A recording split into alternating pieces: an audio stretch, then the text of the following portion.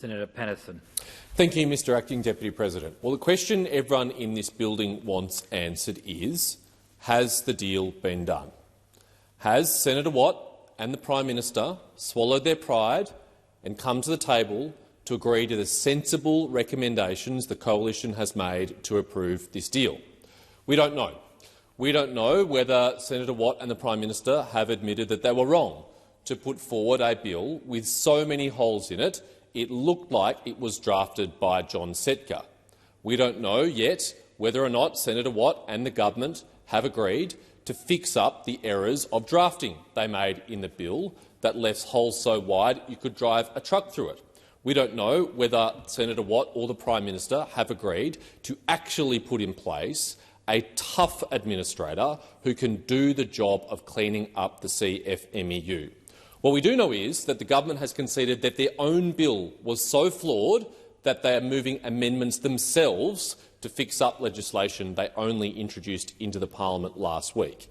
What we do know is some of the suggestions put forward by Senator Cash and the coalition have been agreed to in principle by the government, but we're waiting to see the drafting to make sure that they actually give effect to the intention that the coalition has put forward these amendments.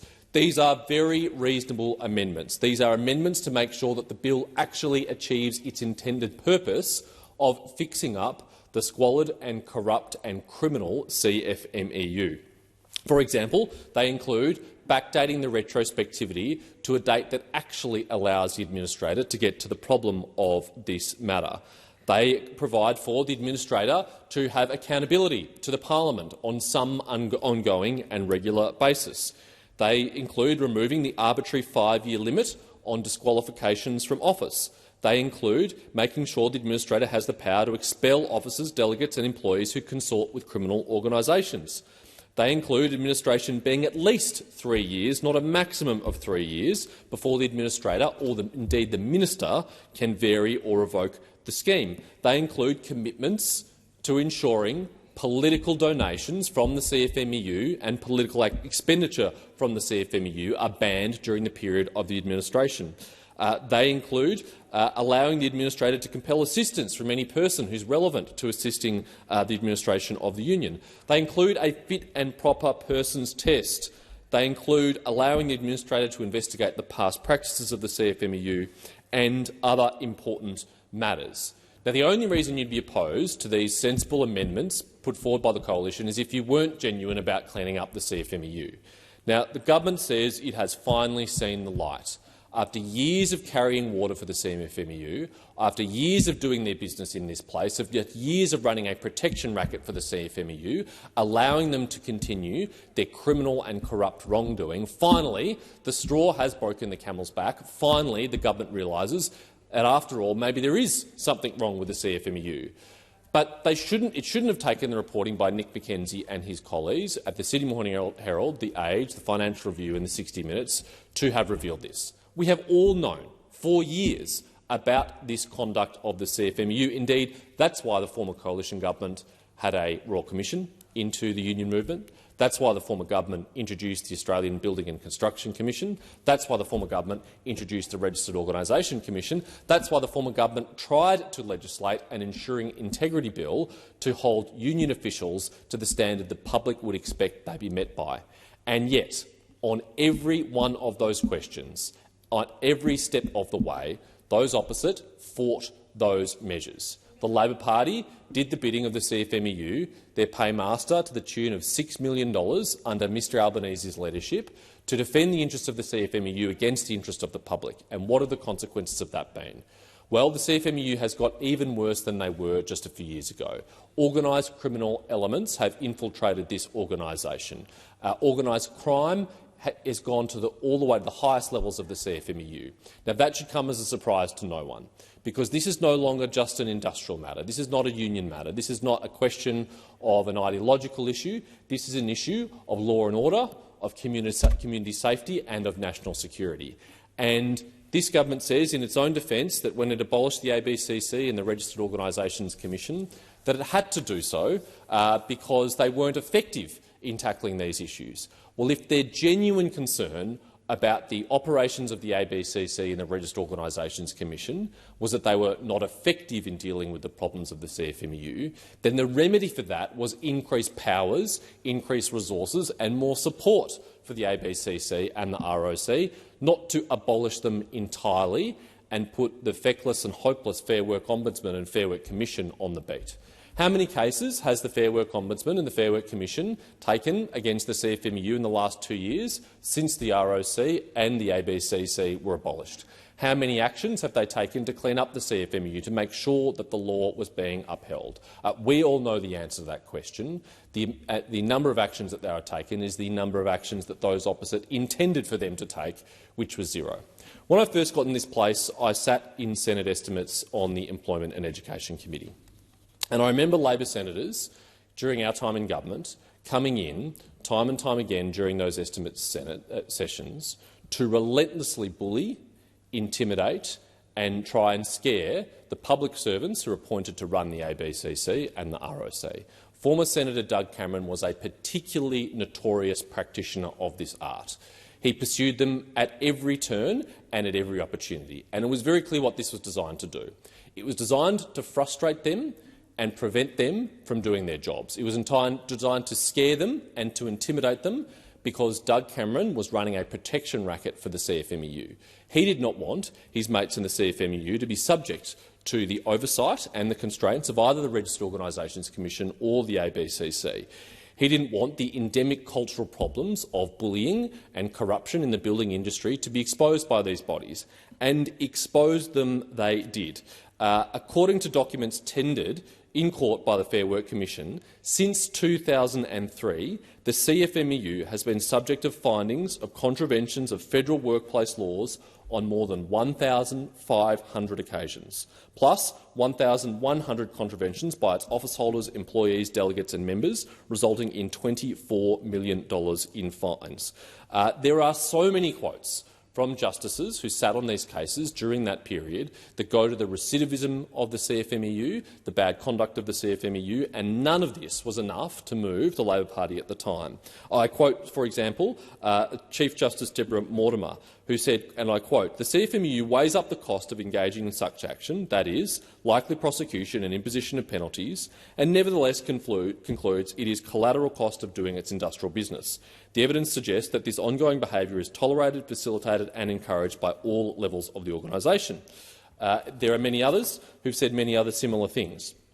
And as fun as this morning's brief interlude was of focusing some attention on our friends on the crossbench and the Greens for their complicity in defending the CFMEU, and I still cannot understand why they intend to stand in the way of the passage of this bill when even the Labor Party has given up the ghost, even the Labor Party has stopped defending the CFMEU. But as fun as that interlude was, the truth is that on their own, the Greens and any other member of the crossbench sympathetic to the CFMEU can't do anything to defend the CFMEU's interest. They needed a partner in crime to do that. They needed the Labor Party to be willing participants in that. And over the last few years, they've had that.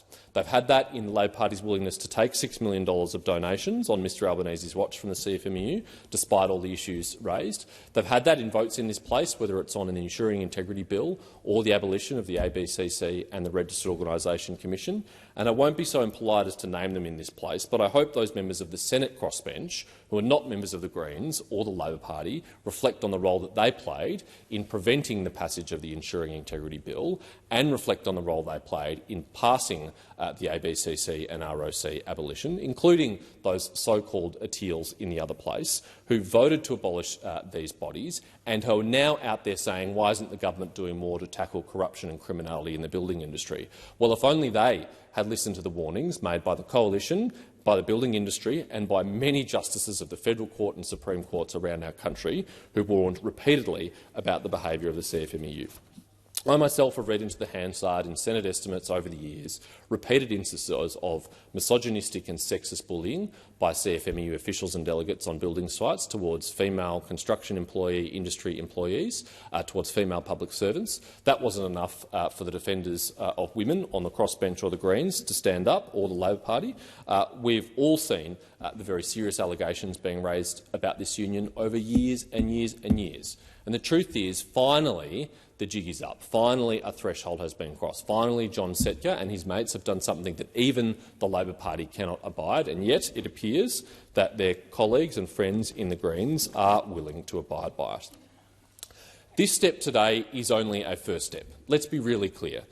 We have very grave concerns about whether an administrator can fix this problem at all, whether in fact the CFMEU is reformable, because it appears that the CFMEU's conduct in recent years is core to its business model. It's how it operates. Now, not all unions operate like this. We're not here today talking about special legislation to put an administrator into the Nurses Federation or many other legitimate, respectable unions who represent their members and their interests. We are here talking about the CFMEU because core to their business is intimidation and relying on criminal elements to carry out their business on workplaces, to intimidate building companies to go along for the ride and pay money to them.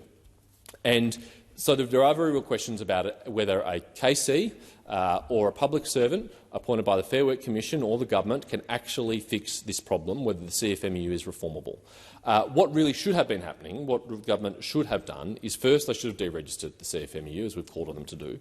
Second, they should bring back the Australian Building and Construction Commission. Third, they should bring back the Registered Organisations Commission. And fourth, they should support our Ensuring Integrity Bill, which we will, of course, provide them an opportunity to do before this debate has concluded. Because it is critical that this is not just a band-aid. It is critical that after just passing this administrator, that the government doesn't just wipe its hands, wash its hands and walk away and say, mission accomplished, job done, CFMEU is reformed. Because we all know, as the BLF reared its ugly head again, the CFMEU will rear its ugly head again unless it's properly dealt with by the Commonwealth Parliament, unless it's provided for in legislation that deals with not just the current issues and the current leadership of the CFMEU, but the structural and cultural and endemic issues that have led to the CFMEU operating its business the way it does. And so it is incumbent on every party in this chamber to commit to this course of action to cleaning up this industry, to commit to no longer taking money from this corrupt organisation, this criminal organisation, and commit to fixing these problems, because at the end of the day, these have real and tangible impacts for the Australian people. It is no wonder that in this country we cannot deliver an infrastructure project at the state or federal level without massive blowouts. Turns out we've been paying ghost workers of the CFMEU who don't even turn up to work but get paid nonetheless to line the coffers of the CFMEU. It's no wonder that state taxes around this country, whether it's property taxes in my home state of Victoria or elsewhere, are rising to meet those black holes in infrastructure blowouts that we've seen on the watch of the Allen government or the Andrews government in Victoria, for example. It's also no wonder that housing has become so unaffordable in this country when every first home buyer is paying a CFMEU tax on their first home, on their apartment. Credible experts have placed this premium, this CFMEU premium, as up to 30% of the cost of the build. When young homeowners are struggling to save, to build a deposit, to buy their first home, when they're struggling with the 12 interest rate increases on this government's watch, it adds up a special insult to injury that one of the reasons why they're paying more than they should is because the CFMEU was tolerated and buttressed and supported by this government and by the Labor Party for so many years. This, make no mistake, is a cost of living issue, and if those opposite are sincere about alleviating the very serious cost of living crisis we're facing in this country, then they'll take real action to reform the CFMEU, real action to reform the building industry, real action to tackle this criminality and corruption which has emerged on their watch, rather than just wiping their hands of it after they've appointed an administrator, after this bill is hopefully agreed by the chamber this week.